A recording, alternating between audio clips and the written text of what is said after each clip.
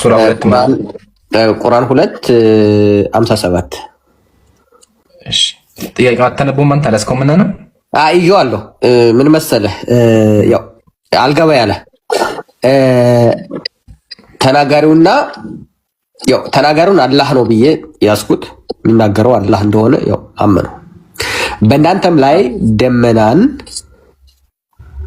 አጠለልን እናንተም ላይ ያው እንትን አለ ምን እንደሆነ አልገባኝም ያው እንትን ይላል አረበኛው እንግሊዘኛውም እንደዚህ ነው አረበኛው አይደለም እንግሊዘኛውም እንደዛ ነው ይቅርታ አረበኛን ያላነብም ነጭ ማር ያለ መናንና ድርጭትን አወረድን ከሰጠናችሁም ጣፋጭ ብሉ አልን አልበደላችሁም ይላል አሁን እቺ ላይ ጥያቄ እኔ አልበደላችሁም ይልና ግን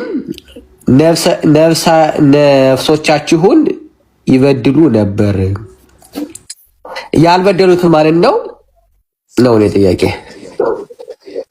ኦኬ እሺ አላህን አልበደሉም ነው ያለው ወማ ظلمون ምን ነው የሚለው ያለው እዚህ ላይ አማርኛው ሁለት ምን ነው ያለው ወማ ظلمون ነው የሚለው አልበደሉንም ማለትም ምን አልበደሉም ይላል አማርኛው ምናልባት ነው አማርኛው ከደረኛው ችግር የለም አረበኛም ጀመረ ነገራችን ላይ እንግሊዘኛው በጣም ይቀለኛል አማርኛው ይከብዳል ያ የድሮ አማርኛ ስለሆነ ነው ማለት ነው ግን አዲስ ቁርአኖች አሉ ኦኬ ኢምራን የጥያቄ መሰለ ያልበደሉት ማለት ነው አደ ሶሪ ያልበደሉት አላህን ነው ያልበደሉት አይደለም አዎ አላህ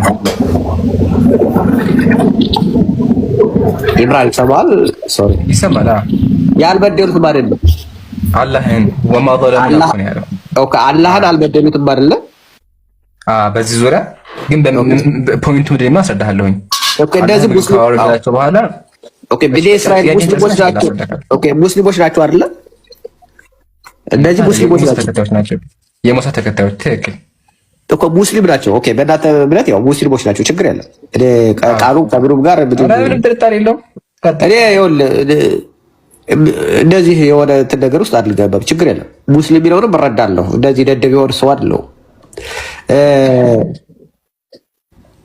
እና ነፍሶቻቸው በደሉ ቢለው ምንድን ነው ነፍሶቻቸው መበደል ነው አላህ መበደል ልዩነት ነው አስረዳኝ ነው አይዋ እሺ አልহামዱሊላህ ወከፋ አላህ ምን ሰጣቸው መጀመሪያ ምግብ ሰጣቸው ስለዚህ ቃል ከፍል መስልና ነው ምን አለ ወይድ ቁልቱም ያ ሙሳ ለንኡሚነ ለከ ሐታ ነራ አላህ ጀህራ ሙሳ ሆይ አላህም በግልጽ እስከምናይ ድረስ ለአንተ በፍጹም አናምንም አሉ እነሱ በላችሁ ጊዜ አስታውሱ ይሄን ተናግረው ነበር አናምንም ብለው ነበር አላህ ማየት አለብህ ብለው ነበር እናንተ እየተመለከታችሁ መብረቅ ያዘቻችሁ አላህ መብረቅ ላከባቸው ከዚያም ታመሰግኑ ዘንድ ከሞታችሁ በኋላ አስነሳናችሁ ያለ ይሄ የውመል ቂያማውን የታብ ችግሩ ምንድነው እንደሚያሳሳቸው ይናገራል ያው ይሄ ወደፊት የሚሆነው ቀጥል ኦኬ እሺ ከዛ በኋላ ወظللنا عليكم الغمام በእናንተ ላይ ደመና አጠለልን አለ ጠበቃቸው በእናንተ ላይ እንደ ነጭ ያለ ማር መና ምግብ ሰጣቸው ግን አልበደሉንም ግን ነፍሶቻቸውን ይበድሉ ነበር አለ እነሱ ምግብ ተሰጥቷቸው አልተቀበሉም በጣም ከዛ በኋላ ቀጥቶ ማለት ይቺን ከተማ ግቡ በተባሉ ጊዜ ራሱን ቢያሉ ከተማ ውስጥ አንገባም እያሉ ማመጽ ጀመሩ ይሄን በማድረጋቸው አላህን ሊጎዱ አይችሉም ነው ማንን ጎዱ ራሳቸውን ጎዱ ተረገሙ ቲሁ ፊል አርዲ 40 ዓመት ምድር ላይ 40 ዓመት ተንከራተው ተብሎ አላህ ረገማቸው አይደለ በምን የተነሳ ያላህን ቃል ባለመከተላቸው ነብያቸውን አዛ በማድረጋቸው እነዚህ ህዝቦች ነብዩ ሙሳን በጣም አናደውት ህግ ሊቀበል ሄዶ ጣዖት አምልኮ የጠበቁ ህዝቦች ነበሩ ስለዚህ ራሳቸውን ነው እየበደሉ ያሉት ነው በዚህ ጉዳይ አላህ የሆነ ክብረ ቀንስበትም ኦኬ ስለዚህ አንቀጹ የሚናገረው ሰዎቹ ራሳቸውን እንደጎዱና ያላህን ቃል እንዳመጹ ነው የሚናገረው ይሄ ነው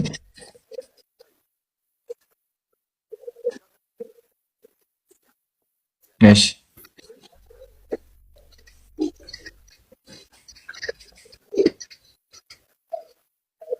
ታቸው ነው አላህን አልበደሉ እንደዚህ አላህን ካልበደሉ አላህ በምን ይቀጣቸዋል ነው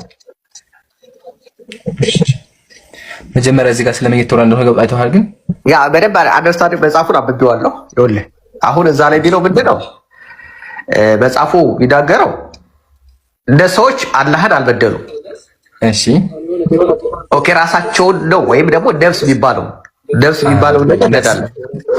ችግር የለም። አላህን ካልበደሉ አላህ ጥያቄ አሳጥረውና ከዛ ደግሞ የተጋደምተኛ እሺ አላህን ካልበደሉ ነፍሳቸው ከበደሉ አላህ ሊቀጣቸው ይችላል ወይ ቢለው ነው።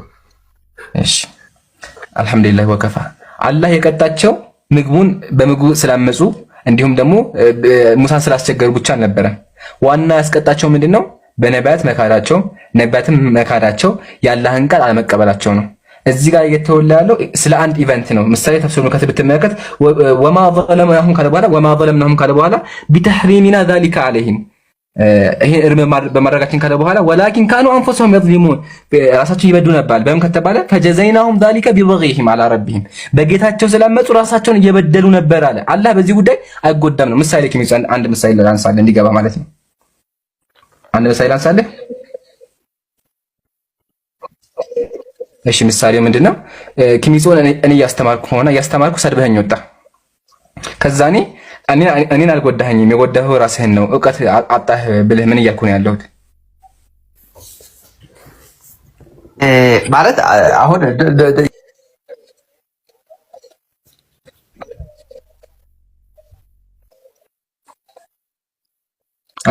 ችግር ለምን ላውጣ ታስረዳለህ። ግን መጀመሪያ ጥያቄ መልስልኝ። እኔን አልጎዳኸኝም ብልህ አይ እሱን እኮ መልስልሃለሁ እኮ ኪሚጾን ግን የኔ ድምጽ የሚያሰማው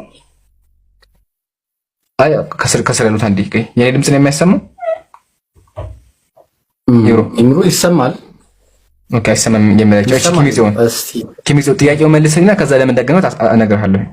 ጥያቄውን ብቻ መልስልኝ እሺ። ጥያቄ ምንድነው? እኔ እዚህ ጋር እያስተማርኩ መምህር ልሆንና ማለት ነው እያስተማርኩ ሰድበኸኝ ወጣ። ሰድበኸኝ ስትወጣ ለተማሪዎቼ ይሄ ሰውዬ እኮ እኔን አልጎዳኝም በመሳደቡ ራሱን ነው የጎዳው ብል ምን እያልኩ ነው ያለሁት? ራስክን እያጽናና አንተ ያ ወራዊ ምናልባት እኔም ደግሞ የስተሳደበው ደግሞ ራሱን አልጎዳም እንደዛ ብሎ ራሱን ጎዳ ነው ያልኩት እኮ። በደንብ አዳምጠኛ ኪሚጽዮን፣ ራሱን ጎዳ እኮ ነው ያልኩት። ራሱን ጎዳ ብዬ ብናገር ምን እያልኩ ነው ያለሁት? የተጎዳ በምን ዙሪያ ነው? በአተሳቢ ውስጥ ነው ተጎዳ ያልኩት። እሱ ላይ ጎዳ ይችላል፣ ደስ ብሎትም ሊሆን ይችላል። አይ ተሳደቡ። እሺ በኔ ሂሳብ ሄድልኝና ያ ሰውዬ የኔን ትምህርት ጥሎ መሄዱ ራሱን ነው የጎዳው አልኩኝ። እኔን አልጎዳኝም አልኩኝ። ምን እያልኩ ነው? ኦኬ ያ ትምህርት ጥሎ መሄዱ ያው ይጎዳል። ምክንያቱም አንደኛ ኦኬ ገብቶኛል። አሁን መጣልኝ። ስለዚህ ራሱን ጎዳ ስም ማለት ፈልጌ ነው። ትምህርቱን ጥሎ ይሄድ አይደለ? ትምህርት አመጣው ነው። ኦኬ አይደለ? እኔ ደግሞ አልጎዳኝም ማለት እኔ የሚቀንስብኝ ነገር የለም ነው። አስተማሪ ነኝ። አንድ ተማሪ ቀነሰብኝ አልቀነሰብኝ አልጎዳም ነው አይደለ? ፖይንቱ በቁርአኑ አላህ የተናገረው ያለው ይሄን ነው። ምግብ ሰጣቸው። ባይዘቤ አላህ እንደተቆጣባቸው ብዙ ማስረጃዎች አሉ። ይሄ አንቀጽ የሚያወራ ግን ስለ ምግቡ ታሪክ ነው።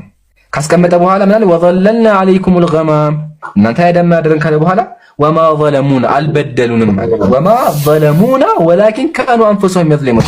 ይሄን በማድረጋቸው አላህ ክብሩ አይቀንስም ነው። አላህ አይጎዳም ነው።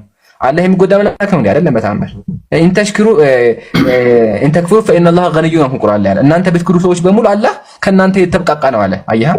ስለዚህ አንተ ብትክድም ባትክድም አላህ የተብቃቃ ነው፣ ግን ራስህን ጎዳ። ስለዚህ እነዚህን ሰዎች በመካዳቸው አላህን ሳይሆን የጎዱት ራሳቸውን ነው። ግን ራሳቸውን በመጉዳታቸውንም አላህ በመከራቸውን ደግሞ እንደሚቀጡ በጣም ብዙ ማስረጃዎች አሉ። እዚህ ጋር እየተናገረ ያለው ዋናው ፖይንት አላህ ክብሩ እንደማይቀንስ ነው። እሺ አላህ የሚጎዱ ሰዎች ይላሉ ብለህ ታምናለህ? እሺ አሁን እንደዚህ ምሳሌ አስረዳይና አላህን የጎዱ መጉዳት ይቻላል ወይ? ኦኬ እነሱ አላህን አልጎዱም፣ ራሳቸው ተጎዱ። በዚህ ሌላስ አላህን መጉዳት ይቻላል? አላህን መጉዳት ሲባል ኦኬ በዚህ ነገር ተቃቀን እኮ ብያለሁ። ቃል ሰማኸኝ? ቅድም ገብቶኛል።